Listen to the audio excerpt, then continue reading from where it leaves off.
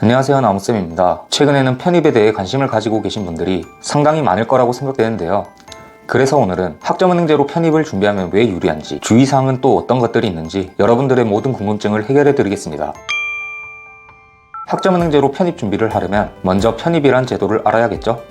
편입은 다들 아시겠지만 다니던 대학에서 다른 학교로 학적을 바꾸는 제도인데요. 4년제 대학교는 3학년으로, 전문대학교는 학교에 따라서 2학년 혹은 3학년으로 편입할 수 있습니다. 편입이 누구나 당장 지원할 수 있는 것은 아니고 지원 자격을 갖춘 후에 일반 편입과 학사 편입 이렇게 두 가지 전형으로 지원할 수 있죠. 우선 일반 편입은 대표적으로 4년제 대학교를 2학년 2학기까지 수료를 했다거나 전문 학사학위를 취득해야 하고 또는 대학에서 요구하는 일정 학점 이상을 보유해야 가능합니다. 학사 편입은 학사학위 보유자 혹은 취득 예정자가 지원 가능합니다. 이미 지원 자격을 갖추고 편입을 준비하시는 분들도 많겠지만 아닌 분들의 경우에는 많은 시간과 비용이 들어간다는 점에 있어서 부담이 될 수밖에 없는데요. 마음에 들지 않는 학교를 지원 자격을 갖추기 위해 최소 4학기 이상을 다녀야 하고 그 사이에 드는 시간과 비용을 생각하면 당연한 거죠. 그런데 이렇게 대학을 다니지 않고서도 훨씬 쉬우면서 단기간에 편입 지원 자격을 만들 수 있는 방법이 바로 학점은행제입니다. 학점은행제는 교육부에서 주관하고 있는 제도인데요. 대학교를 다니지 않고도 대학교 졸업장과 동등한 효력을 가진 학위를 취득할 수 있는 제도입니다. 일반적으로 대학에서는 수업을 통해서만 학점을 얻을 수 있지만 학점은행제는 수업 외에도 자격증, 독학사, 전적대 학점과 같은 여러 가지 방법으로 학점을 인정받을 수 있습니다. 그래서 대학을 다니는 것보다 훨씬 빠르고 쉽게 편입 지원 자격을 갖출 수가 있죠. 실제로 학점은행제를 이용하여 편입을 준비하고 있는 학생들의 수는 해마다 증가하고 있는데요. 그렇다면 정확히 어떤 장점들이 있길래 학점은행제로 편입을 준비할까요? 우선 가장 큰 이유는 단기간에 편입 지원 자격을 갖출 수 있기 때문이죠. 지원하는 전형에 따라 걸리는 기간은 다르겠지만 일반 대학교에서는 최소 2년에서 4년까지 걸릴 수밖에 없는데요. 학점은행제는 고졸 학력도 7개월에서 8개월이면 일반 편입 지원이 가능하고 학사 편입 역시 1년 반이면 지원 자격을 갖출 수 있기 때문에 지원 자격을 갖출 수 있는 시간을 확 줄일 수 있기 때문입니다. 또한 대학교를 다녔던 분들은 이수한 학점을 끌고 온다면 더 빠르게 지원 자격을 갖추는 것도 가능하죠. 일반 편입은 학사 편입보다는 지원 자격이 쉬운 편이다 보니 아무래도 지원자 수가 훨씬 많아 경쟁이 치열해서 학사 편입으로 준비하는 분들도 계신데, 학사 편입은 4년제 대학교를 졸업해야 하지만 학점은행제에서 학사학위는 1년 반 정도면 취득이 가능하죠. 여기서도 대학교에서 이수한 학점들을 끌어오면 1년 안으로 단축이 가능합니다. 두 번째, 쉽게 높은 성적을 만들 수가 있습니다. 대학교에서 성적을 4점대 이상 받는 거는 쉽지 않죠. 상당히 많은 노력과 시간을 투자해야 합니다. 근데 학점은행제에서는 4점대 점수를 받는 게 대학에서보다 훨씬 쉽습니다. 이유를 말씀드릴게요. 그건 대학교와 학점은행제 학생의 학습 수준과 각자의 목표가 달라서 그렇습니다.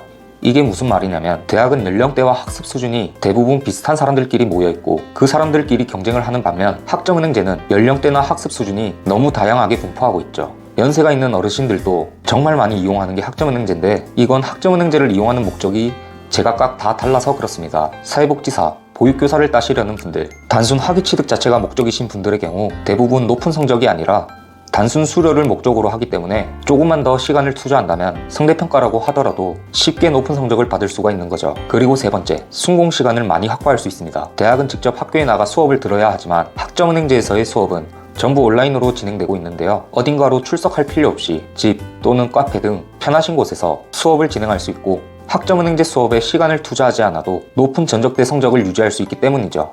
실제로 학점은행제로 수업을 듣고 공부를 하는 사람은 그리 많지 않습니다. 대학과 마찬가지로 중간고사, 기말고사 시험도 있다고 하지만 온라인이라 집에서 오픈북 테스트로 진행이 가능하여 요령만 안다면 쉽게 높은 점수를 받을 수 있죠. 그래서 아예 공부를 안 한 채로 시험을 봐도 어느 정도 점수가 나오는 편이고 교육원만 잘 선택하신다면 교환 파일에서 대부분 답을 찾을 수 있기 때문에 시험 공부를 따로 할 필요가 없다 보니 그 시간에 편입 공부 시간과 면접 준비 시간을 확보할 수 있는 것입니다. 순공 시간을 대학을 다니면서 준비하는 학생들보다 훨씬 많이 확보할 수 있는데 편입 준비생들이 본격적으로 공부를 시작하면 보통 하루에 10시간 이상 가져가는데요. 그런데 학교를 다니면서 이 정도 시간을 확보하는 게 절대 쉽지만은 않죠. 그래서 순공 시간을 확보하기 위해 도중에 휴학이나 자퇴를 하고 학점은행제로 준비하는 분들이 꽤나 많은 편입니다.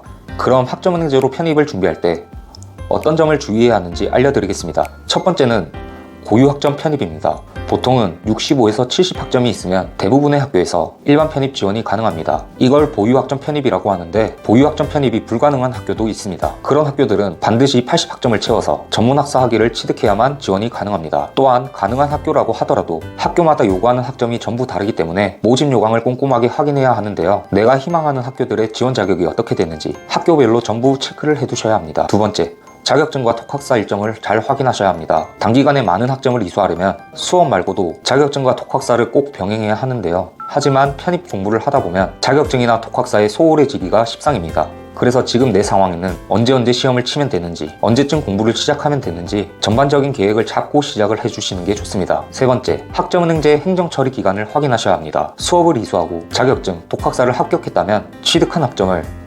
국가평생교육진흥원에 신청해야 합니다. 여기서 학습자 등록을 하고 학점 인정 신청을 해야 하는데 이게 언제든지 신청할 수 있는 것이 아니라 정해진 기간에만 신청할 수 있으니 무조건 확인을 해주셔야 하죠. 이러한 행정처리는 1월, 4월, 7월, 10월에 가능한데 굳이 지금 신청할 필요가 없다고 하더라도 할 수 있을 때 미리 해놓으시는 게 좋습니다. 나중에 어떤 변수가 생길지 모르기 때문이죠. 나중에 신청을 한다고 미뤘다가 까먹으면 편입 접수를 해놓고 서류 제출 기간 안에 학점 인정 신청을 못 받았다면 편입 지원은 할 수 없게 되거든요. 네 번째, 플래너를 전적으로 믿으시면 안 됩니다.